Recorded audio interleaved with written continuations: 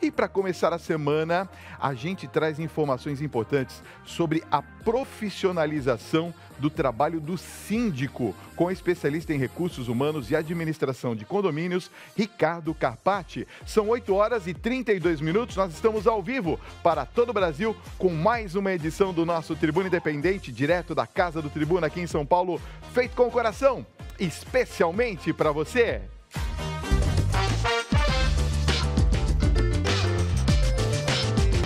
Ricardo, seja muito bem-vindo ao nosso Tribuna mais uma vez.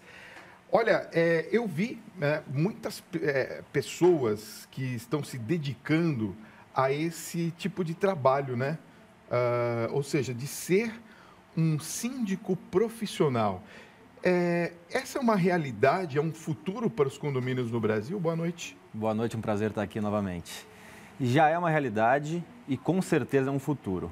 A gente tem hoje, em algumas cidades como São Paulo, como Salvador, em torno de 10% dos condomínios já administrados por síndicos profissionais. São Paulo, 10%, a gente está falando de mais de 4 mil condomínios administrados por síndicos profissionais. É um número muito relevante. Muito. E estima-se que nos próximos 2, 3 anos, em torno de 50% de todos os condomínios do Brasil serão administrados por síndicos profissionais. Que coisa, né? Quer dizer, aquela figura do síndico que era a pessoa que ficava administrando e era um morador, caiu por terra, então? Está caindo ainda. Ainda é um conceito forte, né? Ainda é um conceito forte. Por exemplo, em São Paulo, mais de 90% ainda é de síndico morador. Mas o que caiu, Fábio, é aquele... Quem quer ser síndico? Quem tem tempo. Então, o senhor aposentado, a senhora aposentada, são síndicos porque tem tempo. Mas ter tempo não quer dizer capacidade. E hoje, com as legislações do jeito que mudaram, trabalhistas, legislação, a parte de impostos, por exemplo, você precisa ter conhecimento. Tocar um condomínio sendo síndico é praticamente tocar uma empresa. Então, só ter tempo não é suficiente. Então, aquela figura não existe mais. Agora, a profissão de síndico, ela é regulamentada, não? Não, ainda não.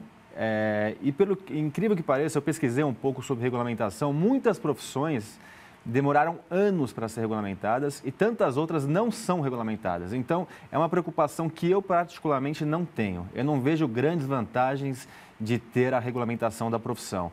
Vai ter um sindicato e aí depois vão ter algumas partes políticas. Então, como está caminhando, o próprio mercado está regulando. Eu acho interessante o mercado regular mais do que algumas vezes um poder político. Então, se não há regulamentação, também não há valores predispostos para se pagar por esse serviço. Como é que se regula isso? É de uma forma automática? Como é que é? Eu vou chegar a falar uma coisa que é similar, por exemplo, a administração de condomínio. Tá. É uma profissão regulamentada, existem associações, sindicatos e não existe uma base de valores para serem cobrados. Muitas profissões regulamentadas não têm base de valores. A sindicância profissional, independente de ser regulamentado ou não, também não tem uma base de valores. O próprio mercado, a gente, quando fez faculdade de administração, economia, a mão invisível, né, que regula o mercado. Então, existe a lei de oferta e demanda e existem alguns pontos que podem ser analisados, que são analisados para chegar no valor de quanto cobrar para administrar cada condomínio. Você sabe que algumas pessoas que acabam se dedicando a esse serviço de síndico, mesmo sendo moradores, eu percebo que há uma predisposição até daqueles que têm, por exemplo, advocacia ou algum conhecimento a mais, e os próprios condôminos, quer dizer, o condomínio de uma maneira geral, Sim, reconhecem esses benefícios, vamos dizer assim, dessa pessoa e acabam até pagando um salário para que essa pessoa exerça profissionalmente essa função. Existe um teste tipo da OAB, né, para provar, por exemplo, que o síndico está apto a assumir aquele cargo? ainda não, mas a gente está, é uma parceria até que a empresa que eu represento hoje está firmando com uma das principais certificadoras do mundo e vai ter, em breve, a gente vai lançar isso nas próximas semanas, uma certificação reconhecida por uma organização que ainda não posso citar o nome, mas muito renomada no Brasil e com reconhecimento internacional, onde a pessoa vai mostrar que tem conhecimento para exercer a função de síndico. Entendi. Hoje, o que acontece, é um dificultador muitas vezes, é que algumas pessoas se dizem síndicos profissionais, fazem cursos, às vezes, não tão qualificados, ou fazem cursos qualificados, mas não se aprimoram tanto, e aí falam que são síndicos profissionais, mostram certificados, são eleitos, são contratados, e aí, quando vai exercer, não conseguem mostrar um trabalho de qualidade. Então, por isso, a importância de um teste onde mostra que esse síndico tem a qualificação e o conhecimento para exercer a função. Bom, nós queremos saber também sobre a questão das cobranças que são feitas para quem exerce esse cargo, né? Sendo profissional ou não, ele está administrando, como você falou, como se fosse uma empresa, né? Está administrando Exatamente. os bens daqueles que moram ali naquele espaço. Então, eu queria saber até que ponto, por exemplo, um condômino, nessa situação de que o síndico, por exemplo, não mora no prédio, até onde ele pode interferir, cobrar posições desse síndico. Mas espera aí, você vai responder daqui a pouquinho. Eu quero... Olha, eu tinha feito a pergunta a respeito da interferência dos condôminos. Até que ponto, por exemplo, um condômino pode interferir na administração de um síndico? Ele tem que cobrar. Hoje, ser síndico, tem condomínios hoje que movimentam R$1 milhão por mês. É muito dinheiro. Tem condomínios hoje que tem mais de 100 funcionários próprios. Nossa. Então, a pessoa, independente de ser profissional, nesse caso eu acho que tem que ser profissional, ou ser um voluntário, ele está assumindo uma responsabilidade. Então, ele tem que ser cobrado por todos os condôminos. Uhum. E a interferência de um condômino, ele tem que ser feito em assembleia.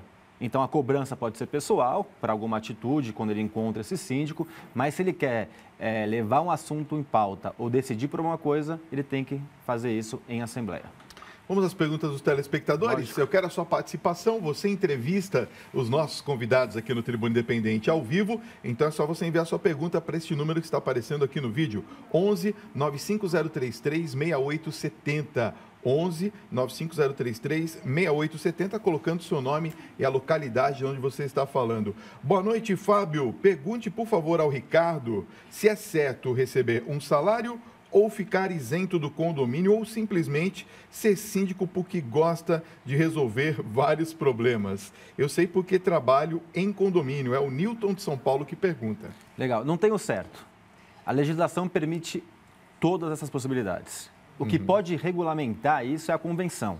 A convenção do condomínio, ela pode dizer que aquele síndico naquele condomínio não pode ser remunerado, ou não pode ser estranho ao condomínio, não pode ser não ser morador, ou só pode ter a isenção. Então, se está descrito na convenção, que é a lei menor que nós chamamos, então tem que ser conforme a convenção. Normalmente, a convenção não diz. E o que vai regulamentar isso? A Assembleia. Os moradores, numa Assembleia, vão decidir qual é o correto para aquele condomínio.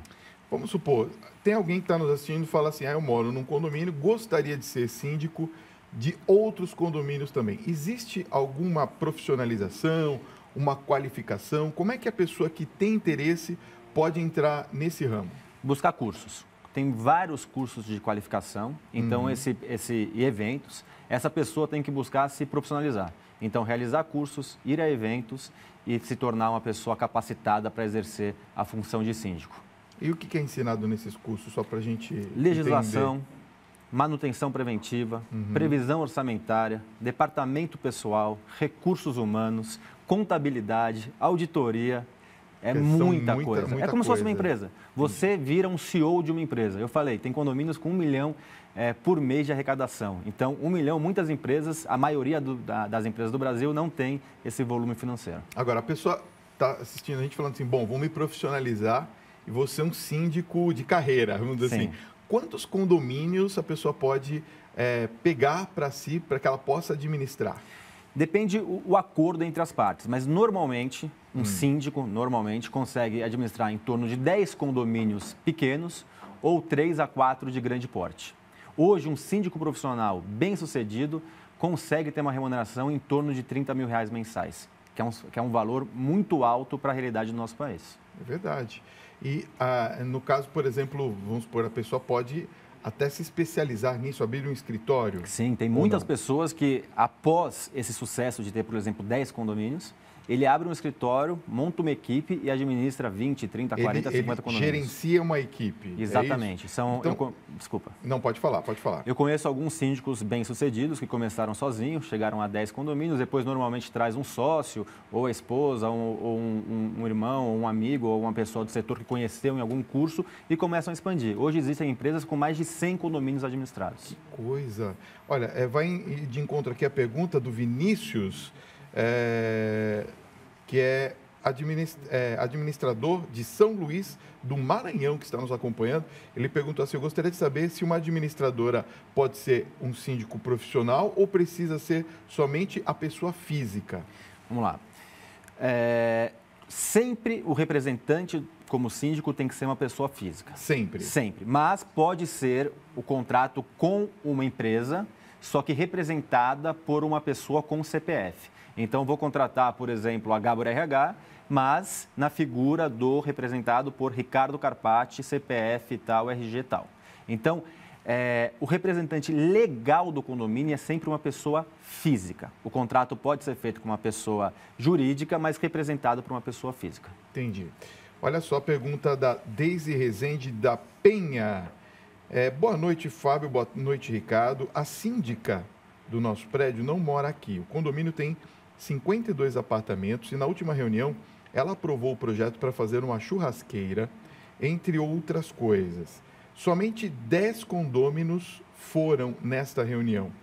É correto isso? O administrador faz parte do conselho. Vamos lá. Existe na legislação o que é permitido aprovar com 10 pessoas apenas, de 52, né, que ela falou. Existem algumas coisas que são possíveis, existem outras que não são possíveis, porque o quórum às vezes é metade mais um dos moradores, às vezes é 2/3. Então, o que diz a legislação? Normalmente, uma reforma de algo novo não pode ser feito com maioria simples, que seria apenas esses 10 que decidiram. Teria que ter pelo menos 50% mais um. Entendi. Boa noite, Fábio e Ricardo. Excelente essa temática, muito obrigado. Quais os critérios qualificadores para se tornar um síndico? Os outros condôminos podem auxiliar na gestão condominial deste síndico? É o Osmário de Feira de Santana que pergunta. Quem responde pelo condomínio é sempre o síndico, legal e moralmente. Só que é importante, como numa empresa, o CEO decidir tudo não é o mais indicado.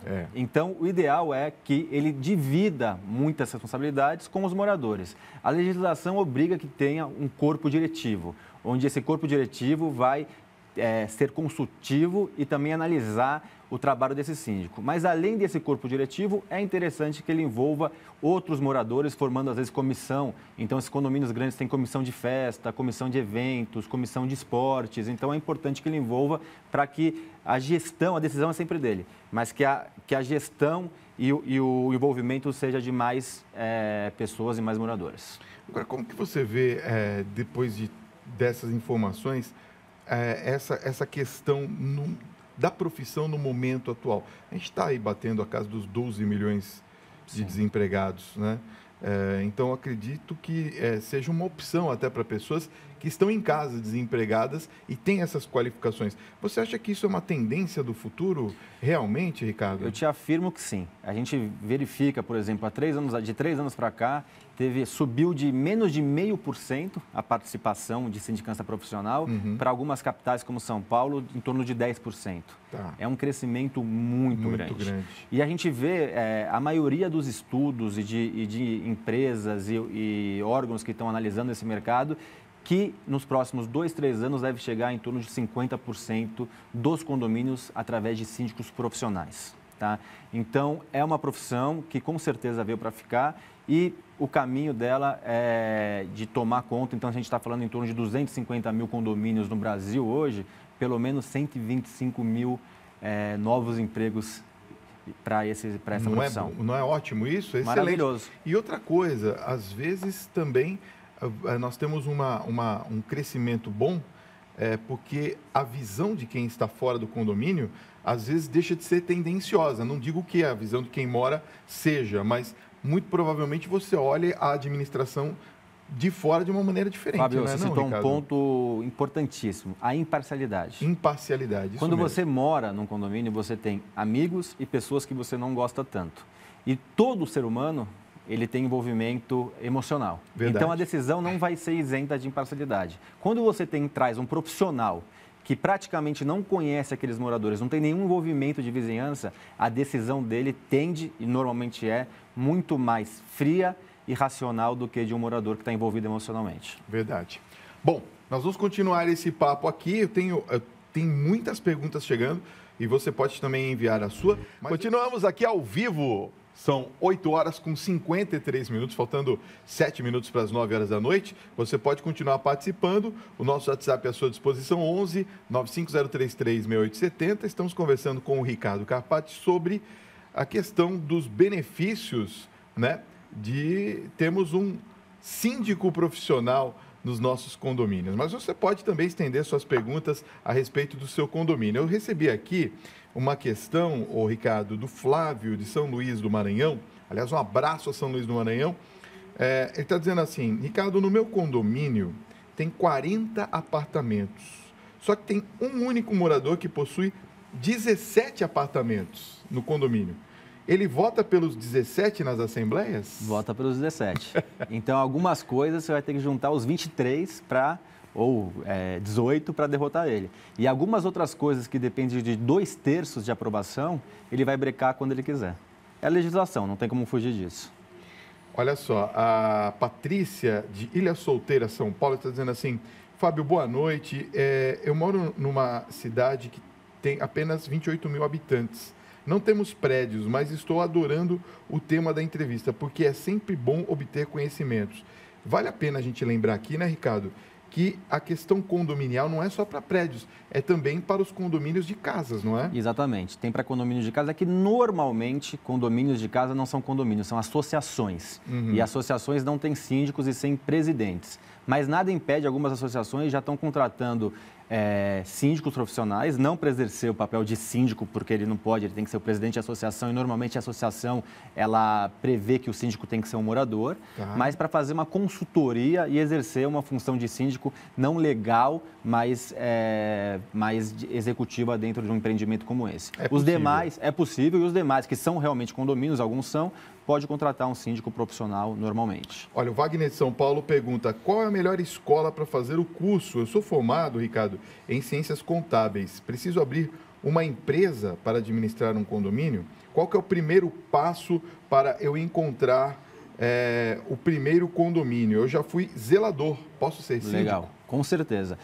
Eu sou meio suspeito de falar qual é a melhor escola, né? Eu sou pioneiro, a Gabor RH é pioneiro na criação da formação de síndico profissional. Uhum. Quando eu lancei isso, queriam me colocar num hospício, falaram que eu estava maluco. Eu fugi de 3 e estou aqui hoje. Está aqui hoje. E a gente está hoje já em 4 cidades do Brasil, em 4 estados, e vamos chegar em 10 até 2020. Então, eu sou suspeito, mas existem outros cursos de qualidade. Agora, sobre ele ter que abrir uma empresa, não é obrigado ele abrir uma empresa. Ele pode ser o síndico como pessoa física, mas para o condomínio fica mais caro, em termos de tributo, contratar uma pessoa física. Então, o ideal é que ele abra uma empresa para que o condomínio contrate ele como uma empresa para que pague menos impostos. Isso aumenta a probabilidade... Opa, me enrolei todo aqui. Probabilidade dele de ser o escolhido para ser um síndico profissional. Olha só, tem uma pergunta aqui, a pessoa não enviou o nome, vamos ver se ela envia até eu terminar a questão. Boa noite, Fábio. Boa noite, Ricardo. Está perguntando se um síndico pode tomar decisões de mexer em benfeitorias do condomínio sem fazer uma assembleia. Tipo assim, ela dá um exemplo. Mudar os portões de uma portaria que foi entregue pela construtora dos fundos para frente, alegando que é para melhor segurança, mas continua na mesma de antes. E mudar, por exemplo, a portaria sem ter esta assembleia. A Cidinha que está perguntando. A maioria dos casos como esse, citado pela Cidinha, é obrigatório uma assembleia e às vezes até com quórum qualificado, tá? Mesmo que não seja obrigatório, alguns itens não são obrigatórios, é muito discutível, porque a lei é interpretativa. Mesmo que ele ache uma brecha na lei para poder tomar decisão sozinha, não é interessante. Porque algumas decisões de volume de dinheiro muito alto, é sempre interessante você chamar uma assembleia e dividir isso com os condôminos e que a maioria escolha o que é melhor para o condomínio e não uma pessoa só. Olha só, tem uma pergunta muito interessante. Boa noite, Fábio e Ricardo. Se o condômino não pagar a taxa condominial, ele pode perder o apartamento? E se o síndico não apresentar os balancetes mensais e estiver fazendo algum tipo de furto com relação ao valor administrado, nós podemos entrar contra esse síndico? É o Nelson Oliveira que está perguntando. Quem não paga a condomínio, depois de um tempo, o apartamento pode ir a leilão, ele perde a unidade. Sobre o síndico que não presta contas, por exemplo, ou faz qualquer tipo de irregularidade, 1/4 dos condôminos podem convocar uma assembleia e destituir esse síndico. Ah, não sabia disso. Esse é o caminho mais rápido. 1/4? 1/4. Vai lá e fala, nós não queremos mais o síndico. Convoca, faz uma convocação, legal, todo mundo tem que ser convocado, chama uma assembleia, explica o motivo, tem que ter uma razão, por que não quer mais esse síndico, não pode simplesmente não quero porque não quero. Ele não prestou contas, por exemplo, é uma razão bem contundente. Né? Bem e aí, nessa assembleia, a maioria simples destitui esse síndico. Ok. Olha, quero agradecer sua presença, passar os seus contatos, estão aparecendo aqui no vídeo. Olha só. Gabor RH, é fácil para você entrar no site, olha aqui, ó, tá aparecendo aqui www.gaborrh.com.br. O telefone está aparecendo também no vídeo. Para mais dúvidas, de repente não deu para você perguntar aqui, pode ligar para o Ricardo. 11 2366, 11 São Paulo, né? 2366 6500, 2366-6500. Ricardo, obrigado pela sua presença mais uma vez aqui, viu? Eu que agradeço, é um prazer sempre grande. Prazer é nosso, obrigado por ter vindo.